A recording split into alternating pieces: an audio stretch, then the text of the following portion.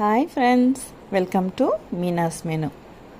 இன்றைக்கி ஒரு அம்மன் பாடலோட நம்ம ஆரம்பிக்கலாங்க. நான் ஆட்சி செய்து வரும் நான் மாடக்கூடலிலே மீனாட்சி என்ற பெயர் எனக்கு. நான் ஆட்சி செய்து வரும் நான் மாடக்கூடலிலே மீனாட்சி என்ற பெயர் எனக்கு. கங்கை நீராட்சி செய்து வரும் வடகாசி தன்னில் விசாலாட்சி என்ற பெயர் வழக்கு. கங்கை நீராட்சி செய்து வரும் வடகாசி தன்னில் விசாலாட்சி என்ற பெயர் வழக்கு. கோணாட்சி பல்லவத்தம் குளிர் சோலை காஞ்சி தனில் காமாட்சி என்ற பெயர் எனக்கு. கோணாட்சி பல்லவத்தம் குளிர் சோலை காஞ்சி தனில் காமாட்சி என்ற பெயர் எனக்கு. கொடும் கோலாட்சி தனை எதிர்க்கும் மாரியம்மன் என்ற பெயர் கொண்டபடி காட்சி தந்தேன் உனக்கு. கொடும் கோலாட்சி தனை எதிர்க்கும் மாரியம்மன் என்ற பெயர் கொண்டபடி காட்சி தந்தேன் உனக்கு. ஆறென்றும் நதி என்றும் ஓடை என்றாலும் அது நீரோடும் பாதை தன்னை குறிக்கும். ஆறென்றும் நதி என்றும் ஓடை என்றாலும் அது நீரோடும் பாதை தன்னை குறிக்கும். நிற்கும் ஊர் மாறி பேர் மாறி கருமாறி உருமாறி ஒன்றே ஓம் சக்தி என உரைக்கும். நிற்கும் ஊர் மாறி பேர் மாறி கருமாறி உருமாறி ஒன்றே ஓம் சக்தி என உரைக்கும். நவராத்திரி தொடங்கி இன்னைக்கு 6வது நாளுங்க. நம்ம இன்னைக்கு பார்க்க போகிற நெய்வேத்தியம் வந்துட்டு ராஜ்மா சுண்டலுங்க.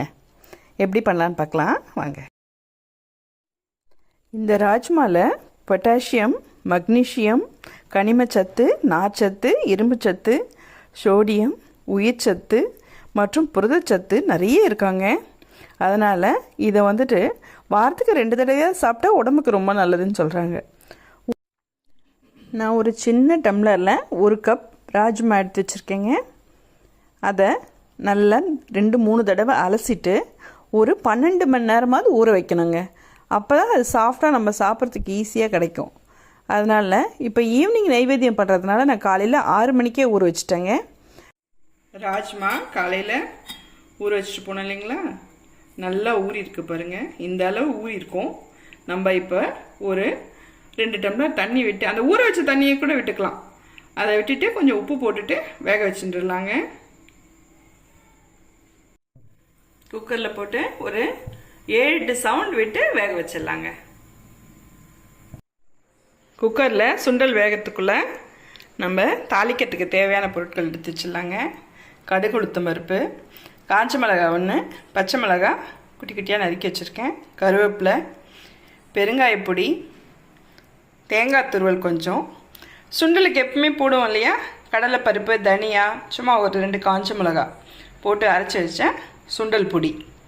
நல்லாயிருக்கும் டேஸ்ட்டாக. வாங்க இப்போ தாளிச்சிடலாம். 12 மணி நேரம் ஊற வச்ச ராஜ்மா 7 சவுண்ட் விட்டு பூ மாதிரி மலர்ந்து வெந்திருக்கு பாருங்கள். இப்போ இதை தாளிச்சிடலாங்க. வாங்க எப்படி வெந்திருக்குன்னு பார்க்கலாமா? இங்கே பாருங்க, உடையிற அளவுக்கு நல்லா வெந்திருக்கு. இப்போ அடுப்பில் பானையில் வச்சுட்டேங்க. கடுகு உளுத்தம் பருப்பு போட்டுடலாம்.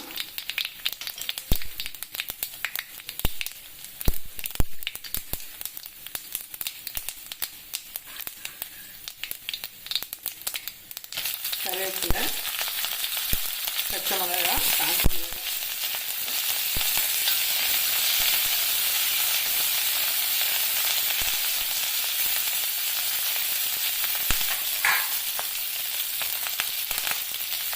அப்புறம் பெருங்காயம்,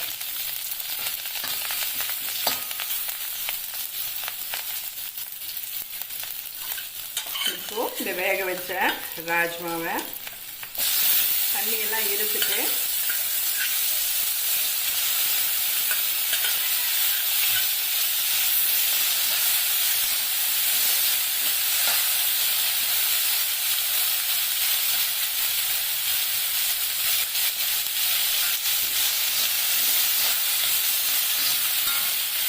நல்லா அந்த காரம் படுற மாதிரி நல்லா வதக்கி வச்சுருக்கலாம்.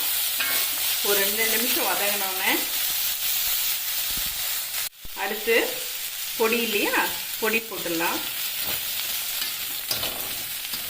அதாவது 1 கப்பு தனியா, 1 கப்பு கடலைப்பருப்புங்க, சும்மா ஒரு 4 வரமிளகாய் பொடி பண்ணி வச்சிட்டிங்கன்னா சுண்டல் பண்ணும் போதெல்லாம் நீங்கள் இந்த பொடி போட்டுக்கலாம். அடுத்து தேங்காய் துருவி வச்சிருந்தேன் இல்லையா, அதையே போட்டுடலாம். சுவையான ராஜ்மா சுண்டல் ரெடி ஆயிடுச்சுங்க. டெக்கரேஷனுக்கு இது மேலே லைட்டாக கொத்தமல்லி தூவிடலாங்க.